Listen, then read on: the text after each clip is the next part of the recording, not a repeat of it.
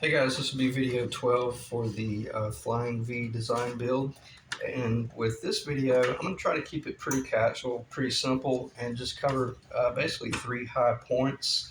But I certainly want to finish the body discussion in this video.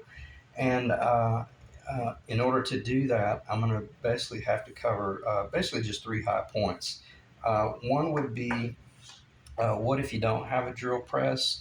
How do you proceed forward by doing all this work with hand tools, hand drills, and how do you still do a really nice, clean, professional job? Secondly, I'll be discussing why I think it's important to just use or move very quickly into uh, doing your work just from the body, like all of this control layout and potentiometers and the bridge and things like that. I like having the body that I'm working from rather than just doing too much on paper.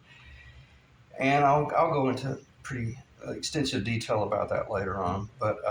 And then the third high point will be more or less just a recap and the close, and we'll do some more mock-up, and I'll probably just shoot from the hip and do some general discussion from a standpoint of continually reminding myself that there's someone out there watching this video that has never done anything like this at all, and overcoming the fear and the angst. And if we can keep your anxiety down and just see that it's not really one big difficult operation. It's really just a series of probably 30 or 40 different jobs.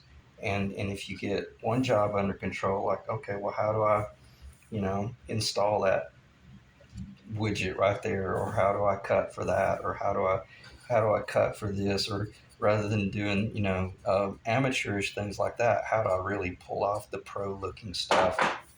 In other words, I'll just be hopefully I'll cover some real general things like that, and it'll be a fairly informative video. Another thing I'm going to try to do is very much keep this around, if not under 30 minutes, and if or 35 minutes at the most, because I wouldn't want to have to sit there for an hour and a half watching a video that I only got 20 minutes worth of information out of. So try to keep it simple, and also because we're basically finished with the body and we're ready to move into the different stage, the second stage, building the neck. So on that note, the question would be, what do you do if you don't have a drill press? Well, you'd be working with obviously a hand drill, but you still there are going to be times when you've still got to be able to drill a really large hole. So on that note, you certainly don't want to be working with drill bits like this that are that size, and you don't want to be working with like large paddle bits. They're too sloppy. Save them for doing your deck building and stuff like that. But because we're doing really precision work, and just because we're working with a hand tool, a hand drill, doesn't mean that we can't pull that off right there. And rather than explain to you what I mean by that, this was done on the drill press, and obviously that was as well. But when I got to the body, when I was installing this in the side of the body, well, I couldn't get the 1,000-pound marlin up on the drill press in order to, you know, utilize the drill press. So I had to do that by hand, and I used a Milwaukee half-inch drill for that. You could use a basic, battery-powered 3/8 inch. It's fine. It'll be just a little extra work. But how do you do that? Well, if you're going to build a guitar, you really need to go invest in a set of Forstner bits. And I'm just going to stop. There's no sense in reopening that sermon, because we already know they have a brad point, and they are very precise, and they're very clean. And we can use them to do what's called step drilling. All right, let me stay on this first, and then I'm going to transition over and talk about steps drilling down here later on.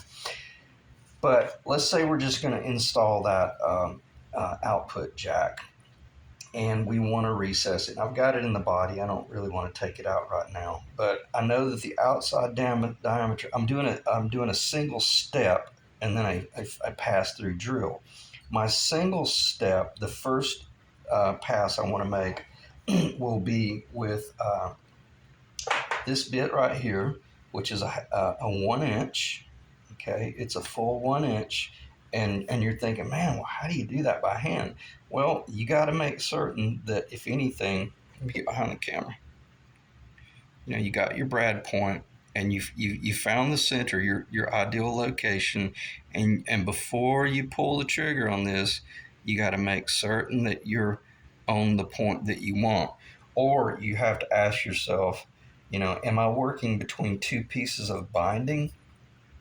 And man, if I miss it, and it's, I don't want to create any what ifs, it's really serious. Well, then, according to how serious your job is, then you prepare for it accordingly. But you got to make certain that you're as close to center as possible. And then once you make contact, well, you just make sure that you're steady with your drill, and go ahead and press a little bit of pressure. In other words, don't be loose and pull the trigger on the drill, and run the risk of jumping or an annular ring pushing you over to one side. So let's say you found that point and you pressed into the wood a little bit, and you started pulling the trigger on your tool, and then you just went up to it, and you noticed that when it first started cutting, that it was only cutting on this side. Well, then that lets you know that you're leaning a little bit to wherever you see the material start to come out. Well, then that's where you're leaning to.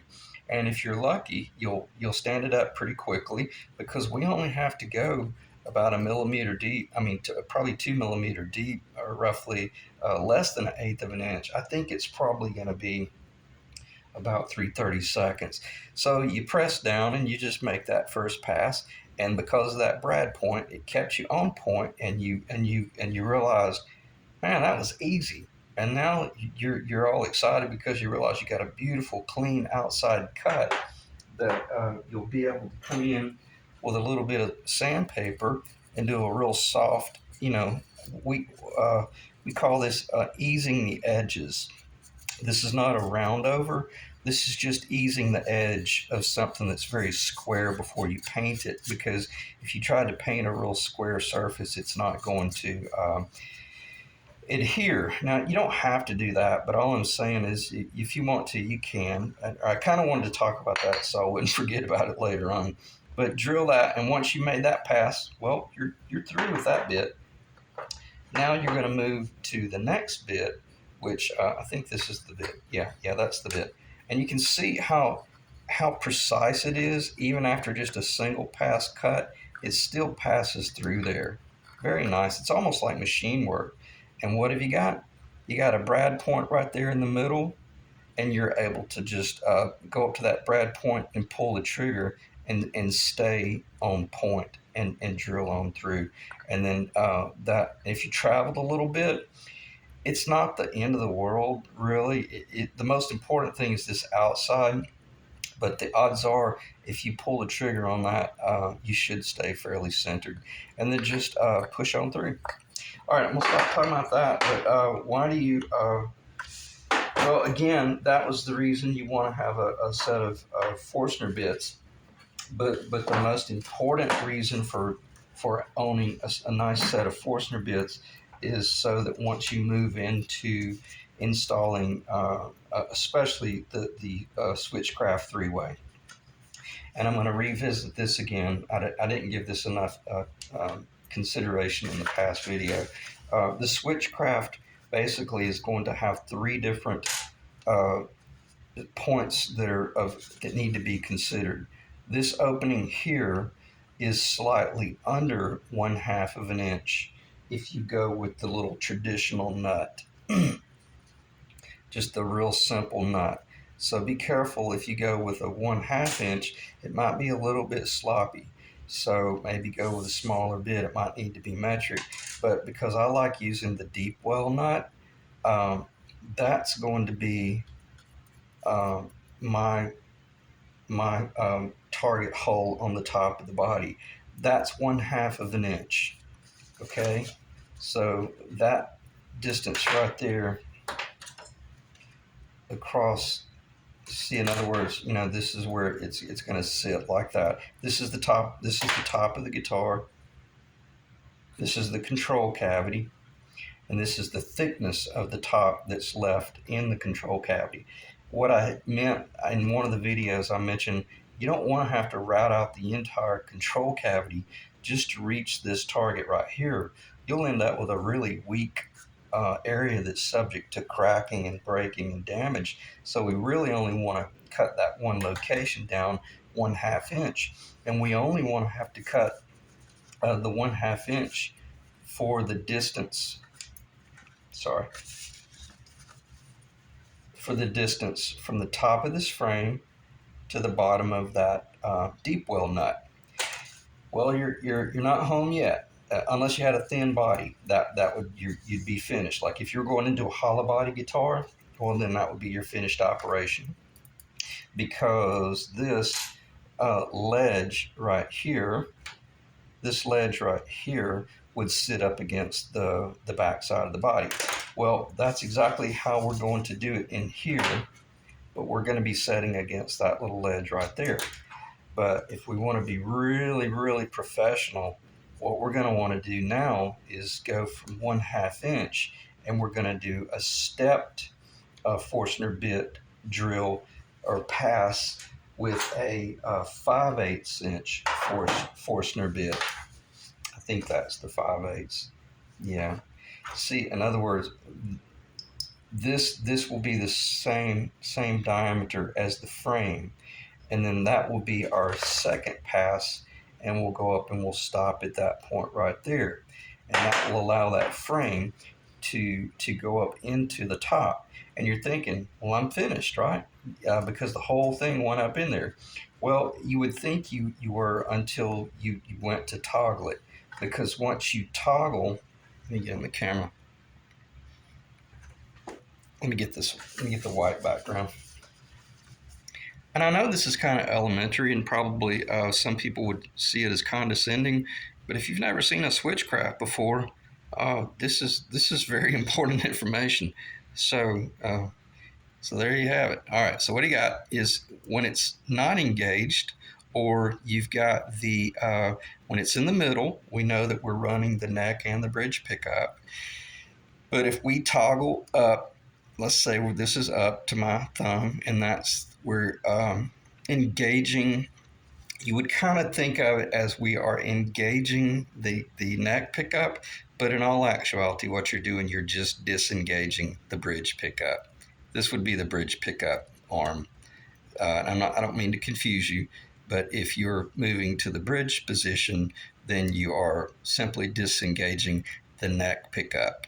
And then when it's in the middle, they're both activated. But when you do that engagement, you got to make room for that additional area for that little arm to swing open and just, function. So on that note, well, that means that's going to be your third pass, right? So the question would be, what is that dimension? That dimension is going to be 3/4 of an inch.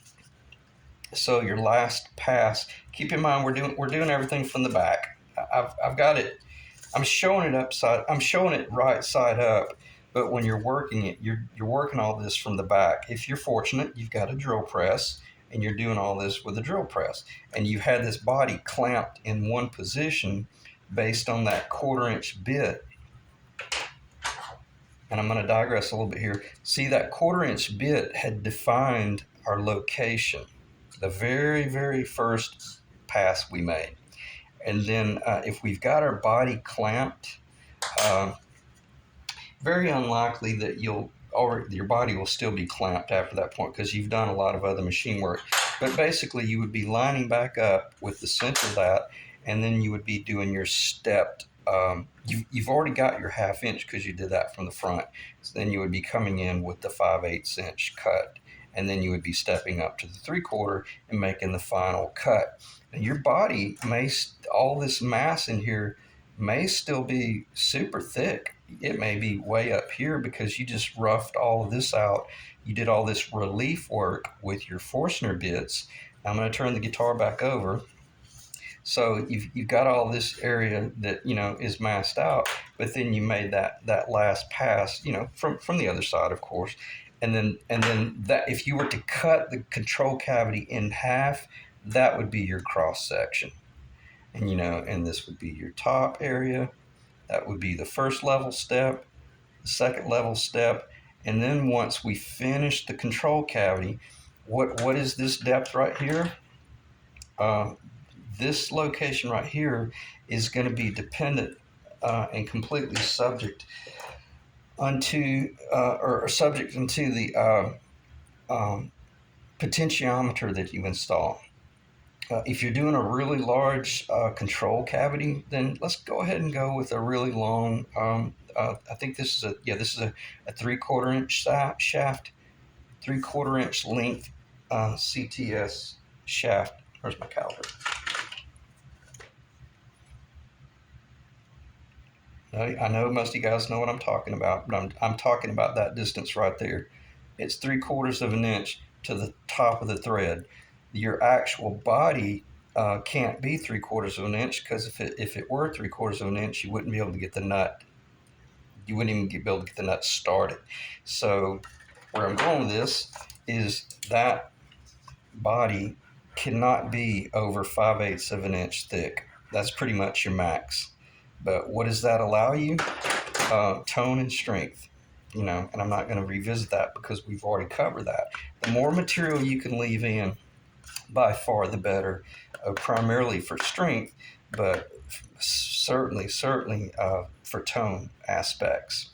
And I don't think there's any reason to cover that again, and that should be in the video just where I'm holding it, and I think it should be fairly well understood, even though it was a lot of words and a lot of conversation. I just want you guys to understand that this is not just a one-step operation to install this properly, and you really need to make certain that you don't do shoddy work, primarily just because you don't want people seeing that you're amateurish, but you also don't want to risk creating a weak top, and you don't want to rat all that material out for the same reasons. You don't want a weak top. If you did not have 3/4 inch tall shaft potentiometers, I think the next step is going to be 3/8 of an inch or half of that. I don't know the metric. You guys can convert it fairly easily, but basically you would be taking 3/8 of an inch off that 5/8. So that would mean that your top could not be any thicker than 1/4 of an inch, right? Because now your shaft is, your potentiometer is having to sit farther up because it's shorter. So that would probably be the two magic numbers. You're either able to do upwards of 5/8 of an inch thick top, or if you're going with the shorter CTS type pot, you're going to be looking at a maximum of almost lost myself. Okay, let's see, 3/8, and it'll protrude through a quarter. Yeah, your top could not be over a 1/4 inch thick, because if your top was 3/8 of an inch thick, it would be the same thing where you couldn't even get the nut. So either this top is going to be a 1/4 of an inch thick, or it's going to be 5/8 of an inch thick. All right, let me collect myself here and see what else I might want to talk about in relation to steps drilling. I had mentioned in the last video, which I actually deleted, it was just such a waste of time. I spent way too much time just going off the rails, and it was very disrespectful. If you want to know the truth, that's the reason I just deleted that video. It had a lot of great information, but my God, you had to listen for 20 minutes before you got to it. But every now and then, the reason you would want to do stepped drilling on the face would be if you were installing, and I'll hit this. It's easier for me to just explain what I did. That way you'll understand. These little DP/DT switches, double pole, double throw, they have a little 5/16 inch face washer. I think it's 5/16. if you want to do some really, really nice professional looking work. Now, the hole that, let me just disconnect this, because this is just as important to have this knowledge as is the knowledge of installing or prepping for the switchcraft. All right, so let's say you're going to put some Jean-Luc Picard control center, command center pit switches up there. All right, what are you going to need to do? You're going to need a 1/4-inch hole for the shaft, and then on top of that, I'm just going to go to the top face washer. Well, this one doesn't have a face washer on it. It's probably, well, anyway. This, I'm having trouble picking stuff up. I'm going to use this as an example. This is not the face washer. These things are so hard to get a hold of. But you're going to have a face washer, and then you're going to have the nut on top of that. You can use the Forstner bit head. Obviously, you drilled for the 1/4-inch shaft, and then if you were really smart, you did it exactly the way you did this. You drill we're working from the top, okay? You make the first pass, you make the first operation with the 3/8 inch or whatever the face washer is, and then you only go down just enough to kiss it. Because what are you doing? You're recessing the thickness of that little washer down into flush with the body. Now you might be thinking, that's absurd. That is way overkill. Of course it is. But when you look at, if you've got 3 of these little toggles up there and you see the professionalism of how that face washer is recessed down into the surface, just imagine that's only 3/8 of an inch. Man, it looks really, really professional. And it shows that you really know how to work with your quality tools. So that got a little bit long-winded, but I think it was sufficient to let you know every bit of that could be done with a simple hand drill. Every bit of that. You have to be gentle, but if you're good with your hand tools, then you can do some really, really professional finish work, all with a $20, $30 discount Forstner bit set. I've had these a long time. So I'm going to pause the video and clean off the table a little bit, and then before I do, let me look at my notes and make sure I didn't miss anything. Yeah, let me go ahead and talk about this while it's a little bit while everything is still on the surface.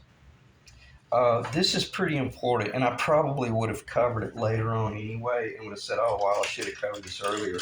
But when you're doing your layout on top of your paper template or either your plywood template or on the guitar body itself, once you have that location, and I know that's a long ways away, but just humor me.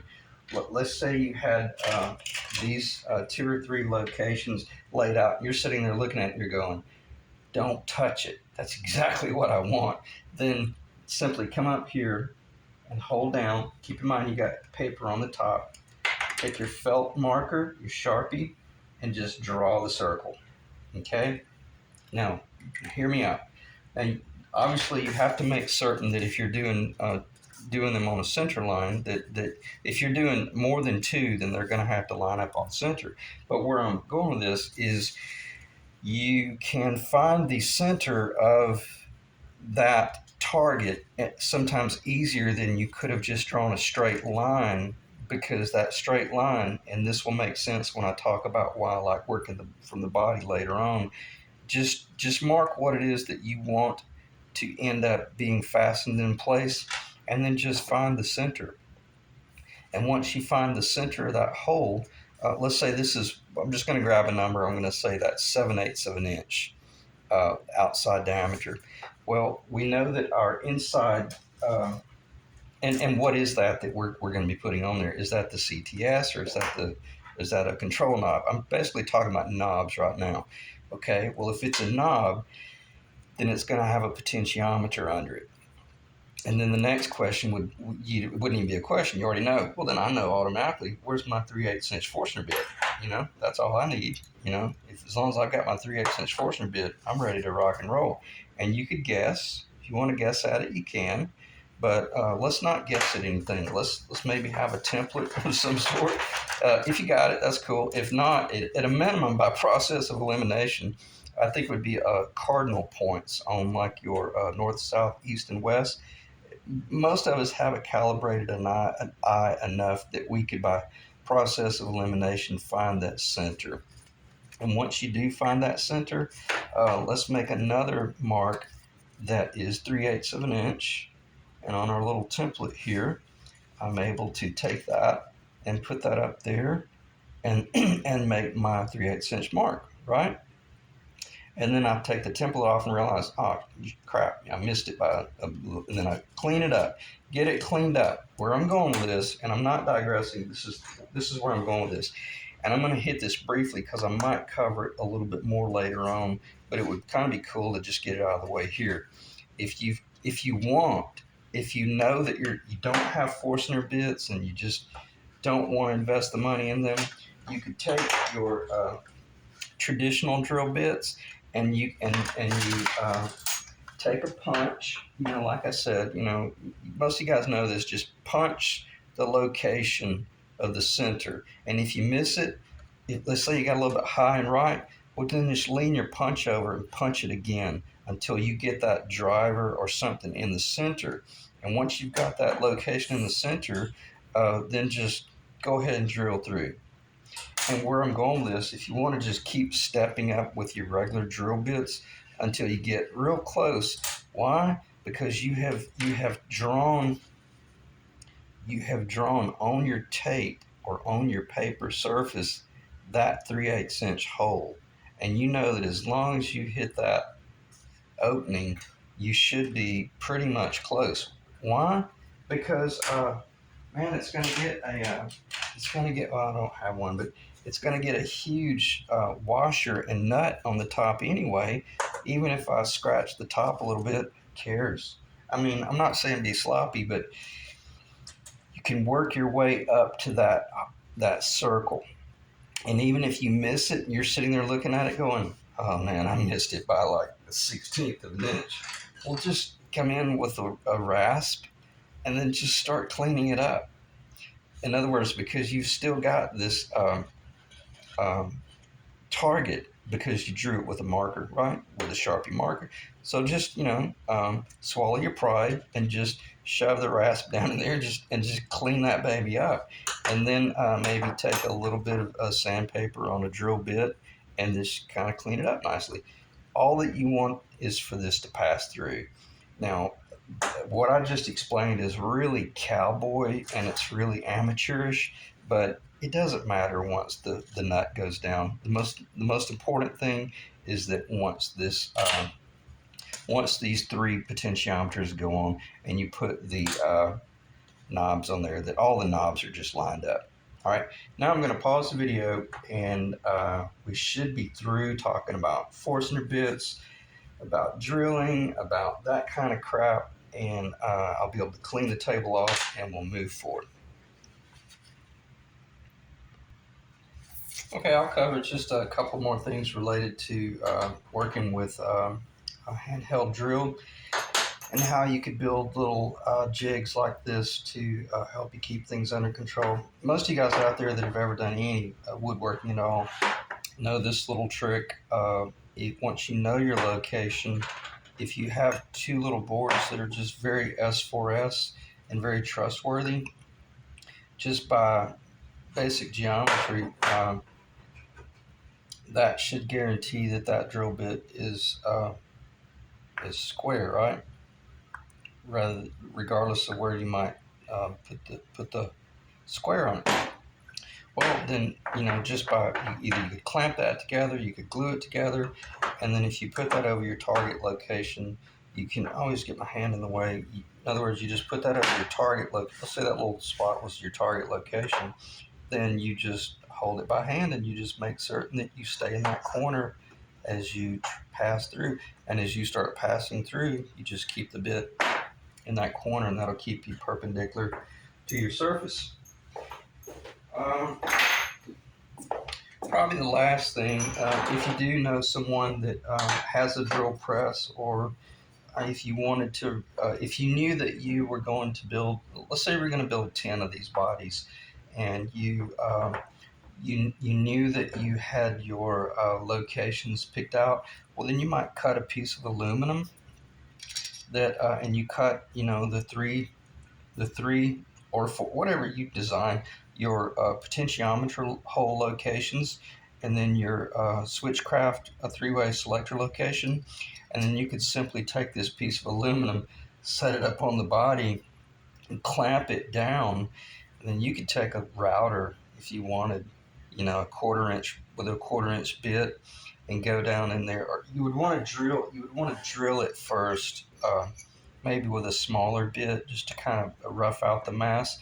And then you could take a router and clean all that up. Where you would do stuff like that is if you're doing the tuner locations on a headstock. I do stuff like that a lot when I'm just cutting my tuners by hand. I'll just use this little piece of aluminum here, and I will put this,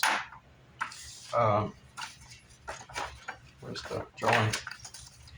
Let's say that was the tuner location.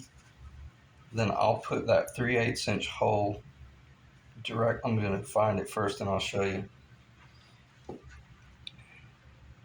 I'll put that 3/8 inch location hole directly over it, and then I'll clamp this thing with like a C clamp and blocking, so I don't crush my headstock. But that baby's not going anywhere, because it's pretty difficult to keep when you're cutting the tuner locations with a handheld drill, if you don't have some sort of guide like this. And then I'm not saying make a one path pass with a 3/8 inch bit. That's not what I'm saying. But what you could do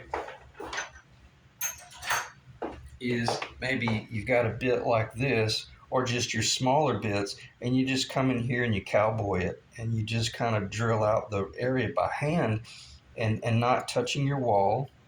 And then after you got 80%, 90% of that stuff routed out, we got a sacrificial board on the other side. I'm jumping ahead. This should be discussed in the net construction.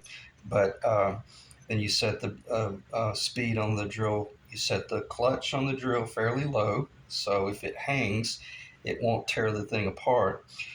It'll just start clutching. But you hit it with some pretty high speed, and then you commit, and you just make that pass.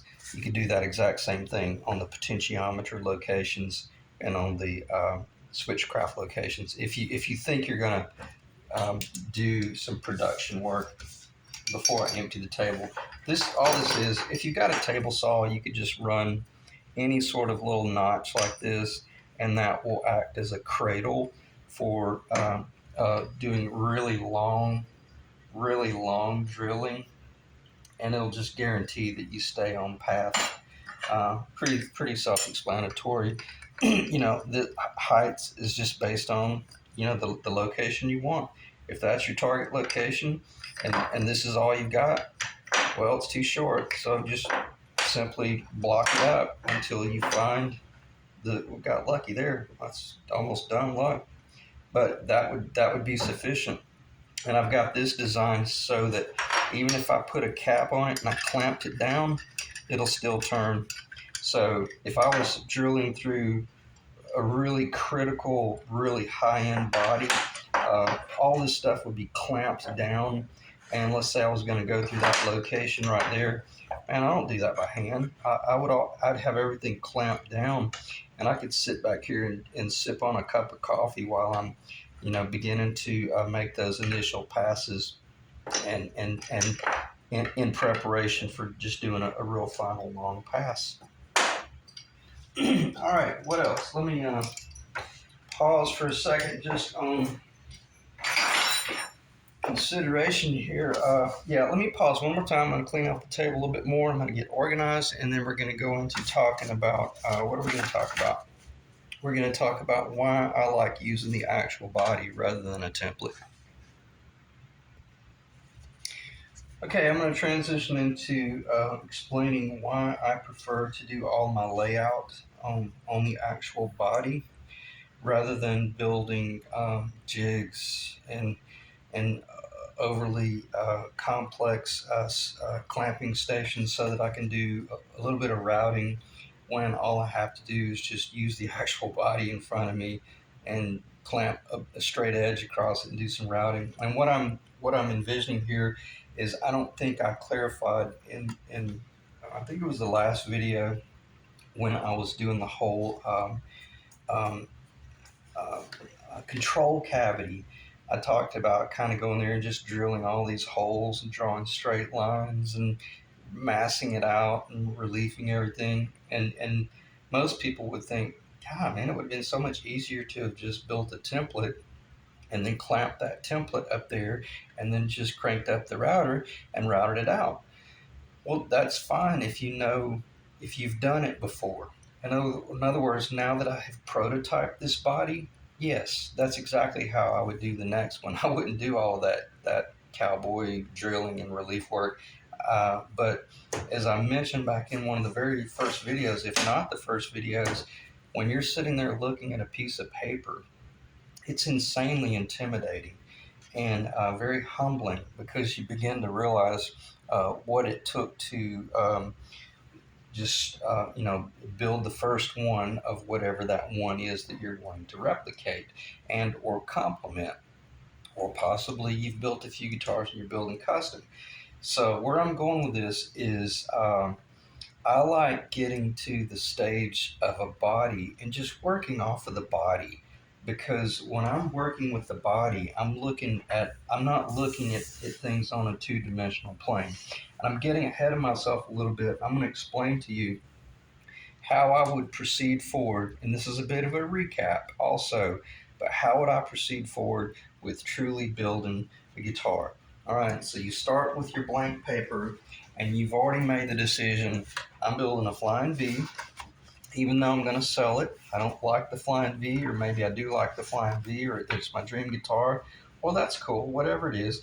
You can take all of the initial numbers that I gave you on the very front end, and you can pretty much build this straight line footprint right here, and you can start filling in the blank the way you want.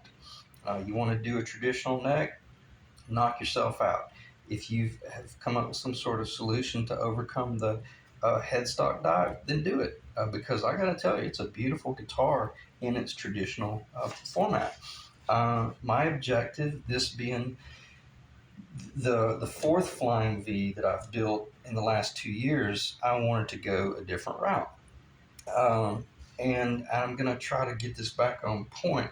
But what I might recommend, if you're sitting there looking at this blank sheet of paper and you've drawn these lines and you like what you see based on the dimensions that I've given you, or maybe you've made your modifications and you went a little bit sharper, a little bit more left, a little bit more right, and let's say you truly do want to capture the true Carina, well then go online and just buy a $20, $30 pick guard. Why do I not have a Flying V pick guard? Because I was not trying to copy the Flying V. My entire intentions of all the Vs that I built was to only complement the Carina. I wanted to take the parts of it that I really thought were beautiful and really cool and classy, like the round corners, but I wanted my own diameter. I wanted my own length of this leg and this wing, et cetera, et cetera. So, but if you're really green, just get a pick guard, and then you can use your pick guard to really kind of hold your hand as you're doing your layout. But as quick as we can, let's move from paper to a template. Okay, and here's where I'm going to transition. Now that you've got it drawn on paper, now let's do this. Let's take those paper templates, as we mentioned, and let's say you're sitting there and you're really liking what you see. You've tweaked it, and man, you are ready. You are ready to go to the lumber yard. If you're really paying attention, you'll see that there's a difference there's a difference in this wing in relation to this wing. This was the one of the very first designs where I had it the crotch way, well, not way. I was about 3/8 of an inch deeper. This is my actual guitar. So on that note, now what you've done is you've cut these pieces of paper out, and you can now go to the lumber yard and you can buy that. You can lay these on the board, and you can buy that board. I can't even figure out how it was I did it. You buy that board, and I know I'm revisiting what we've already talked about, but you buy your board, and as soon as you can, obviously, if you've bought lumber, then you've pretty much committed to building a guitar. Now, what happens is you have roughed out, at a minimum, you've roughed out this right here, and I'm going somewhere with this, so just bear with me. But at a minimum, you've roughed that out right there, and maybe you've even taped it together and put the straps on it, and the strap buttons, and you've hung it, and you've stood in the mirror and you asked yourself, do you like what you look like holding a flying V? And then you decided, yep, I'm gonna keep on going with this. The reason I like continuing to move forward. I don't want to do too much more definitive design layout until I get the body built, because I may change my mind about something. And with this right here, let's say I've truly committed. Well, if I've committed, I went ahead and I bought my bridge. That was critical. I made that decision, and I'd always been thinking, all right, man, I'm definitely going to do this whole 3 layout thing. And I'm doing a switchcraft. Or let me back up. Let me show you. Um, Maybe you, especially if you're going to be doing machine work, I would say go ahead and buy the parts that you are going to be machining uh, in order to receive. If you're doing Floyd Rose, don't do any machining until you've bought the Floyd Rose, or at least the copy, and then you've got that thing in your hand, and you can start determining, wow, this one's a little bit different than the one that was on eBay, blah, blah, blah, blah, blah. It's taller, it's shorter, it's fatter, it's more left, it's more right.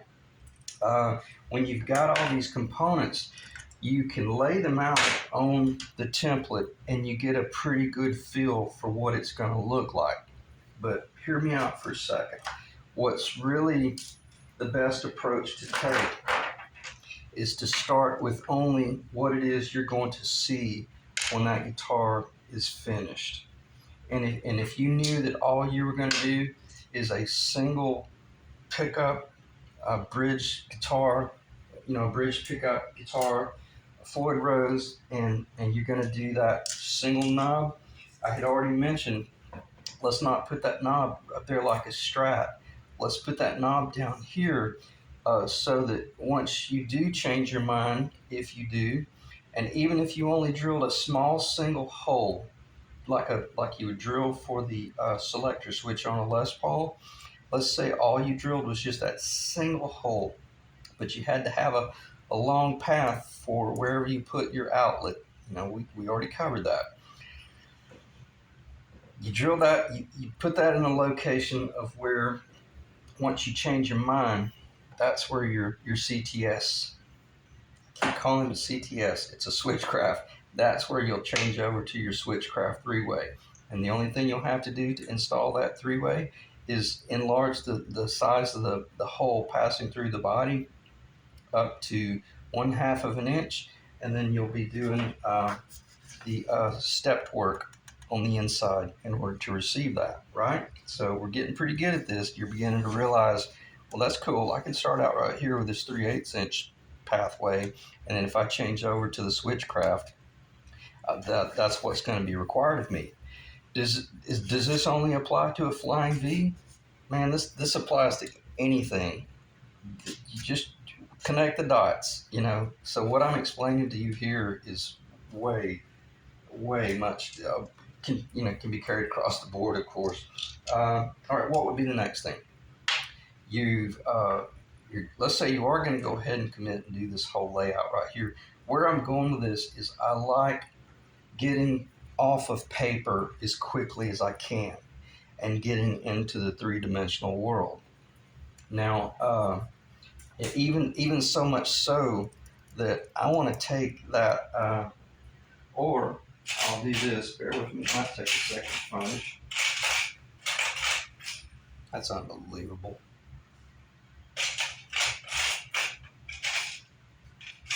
Now, it's probably with my pick, wherever my pick is. All right.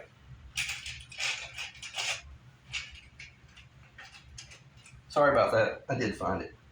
This is the only use I ever get out of this small face nut right here for the Switchcraft. I use it for visual layout. Now I'm beginning to see my guitar. Or I'm thinking, that's a little too high. That needs to come down because it's supposed to be in line with the bridge, or it's supposed to be left, it's supposed to be right, or blah blah blah. Or and again, these I'm just shooting from the hip here. That might be right, it might be wrong. But what I'm beginning to see right here is the actual guitar. The only thing better than this is once I go to the actual body itself. And what I mean by that is once you feel like you're going to commit to this, now let's build the body. And let's not take this template and start routing it out like this based on this location, unless you just know beyond a shadow of a doubt, nope, that's it, I can see it. Now if you wanted to go ahead and do all of that crazy machine work that I did in the last two videos, or the last video at a minimum, well then if you want to go ahead and do it on your 3/4 inch template or your 1/2 inch template, that's fine, that's your call. But I know me, I change my mind just on a dime.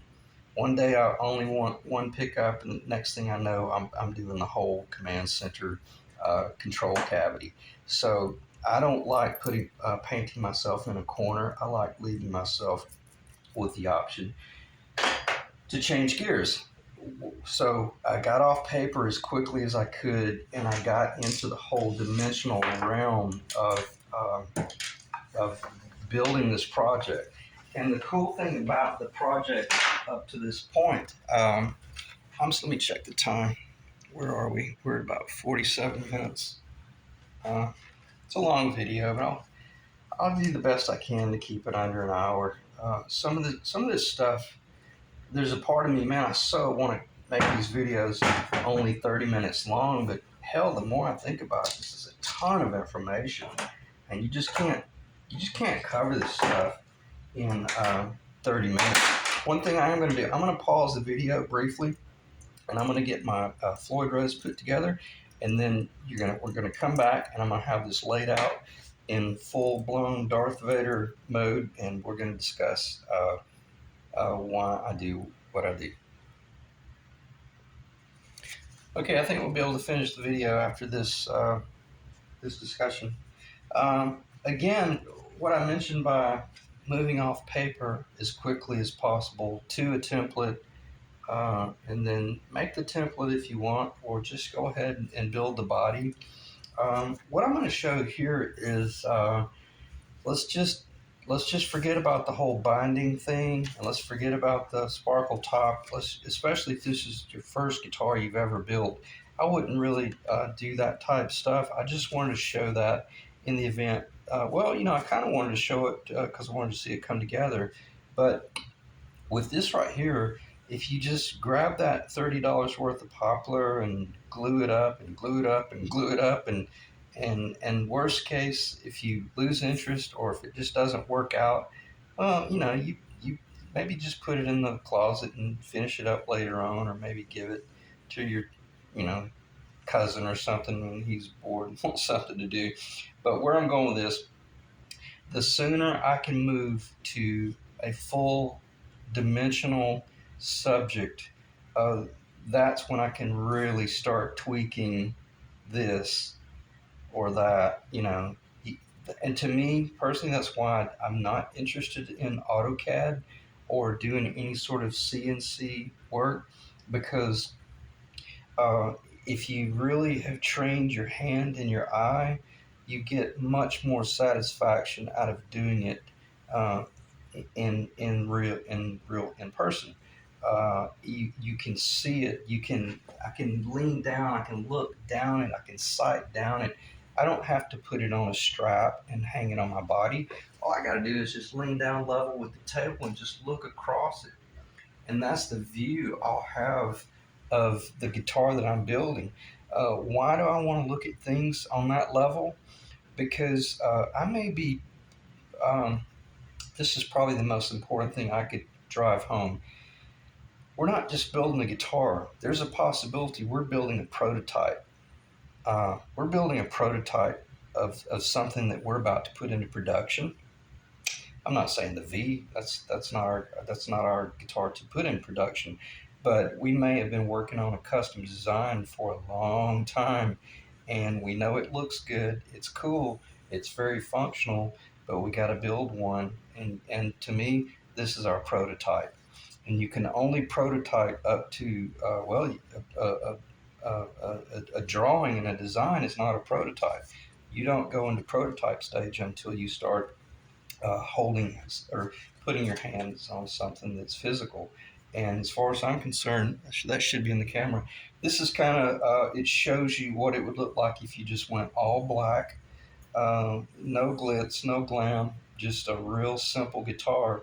But from a standpoint of functionality, this guitar would be a monster. I mean, you would have most likely your master volume, your volume, your neck volume, your bridge volume, and your master tone.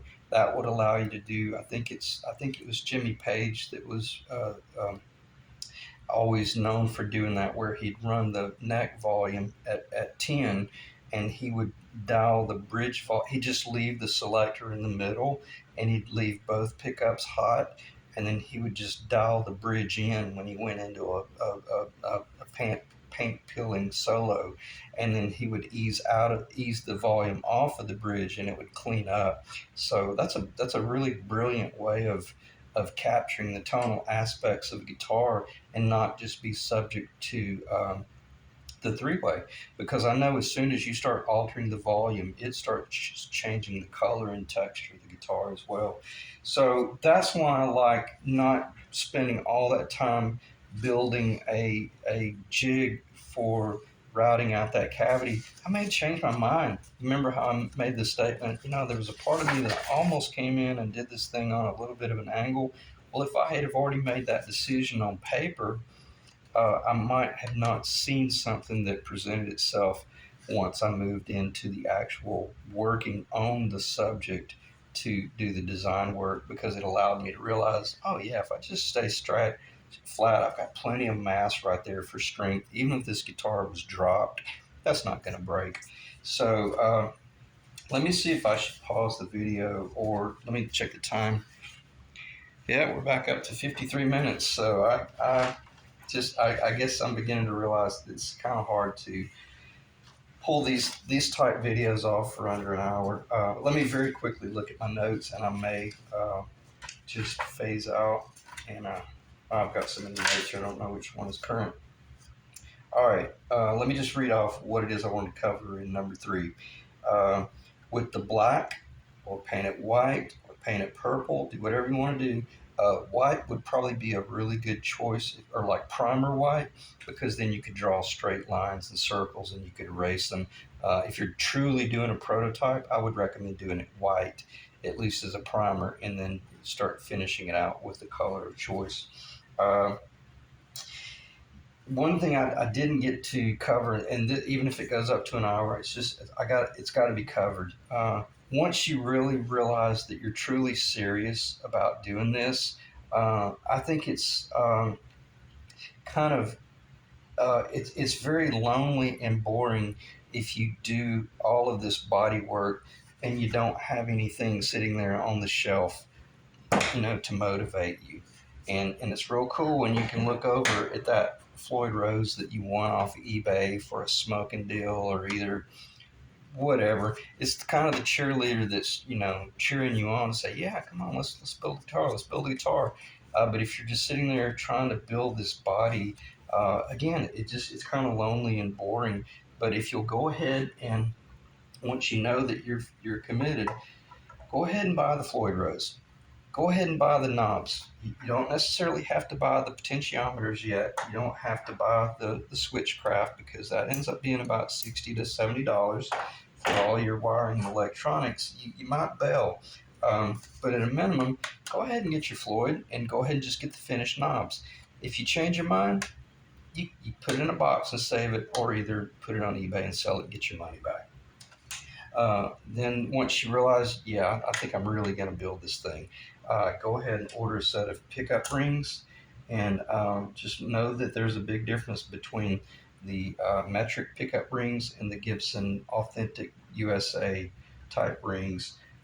If you feel pretty confident that you're going to go with like a certain type of manufacturer is your target, well, then go ahead and buy the control cover and then just machine your control cover per that. In other words, if you're building a 59 replica, don't put a Gretsch, cover on the back. Go ahead and put the actual Les Paul.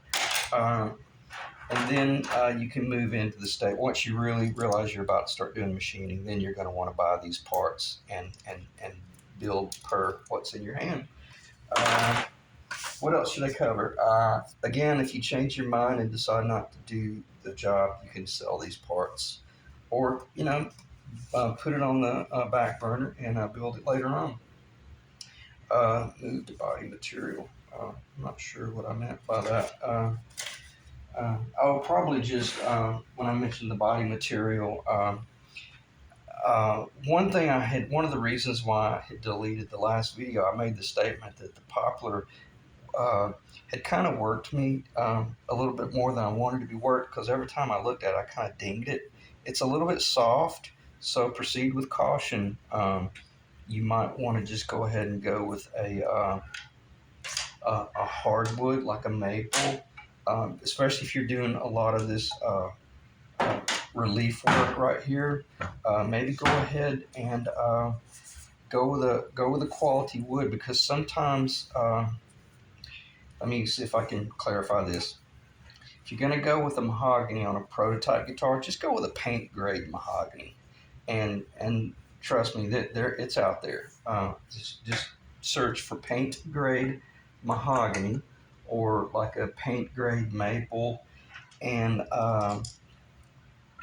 let me see if I can clarify this. Therefore, it's a little bit easier to work, and it'll probably end up being an even better sounding guitar is where I'm going with this. The poplar's fine. I love the poplar. It's a great sounding wood, but again, it dings easily. So proceed with caution there. I am going to pause the video just briefly, because I want to go ahead and drop these controls in there, because I want to give this the top the same justice as I did the back, and we'll do some rotational analysis, I guess would be the terminology for that. So be right back. Okay, I'll finish up the video just in general conversation about the front and the layout.